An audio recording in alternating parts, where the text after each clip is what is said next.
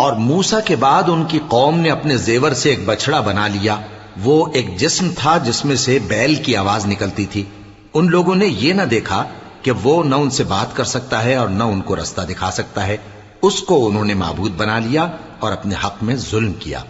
اور جب وہ نادم ہوئے اور دیکھا کہ گمراہ ہو گئے ہیں تو کہنے لگے کہ اگر ہمارا پروردگار ہم پر رحم نہیں کرے گا اور ہم کو معاف نہیں فرمائے گا تو ہم برباد ہو جائیں گے۔ اور جب موسیٰ اپنی قوم میں نہایت غصے اور افسوس کی حالت میں واپس آئے تو کہنے لگے کہ تم نے میرے بعد بہت ہی برا کام کیا،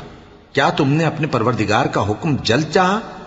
یہ کہا اور شدت غضب سے تورات کی تختیاں ڈال دی اور اپنے بھائی کا سر پکڑ کر اپنی طرف کھینچنے لگے۔ انہوں نے کہا کہ بھائی جان، لوگ تو مجھے کمزور سمجھتے تھے اور قریب تھا کہ قتل کر دیں،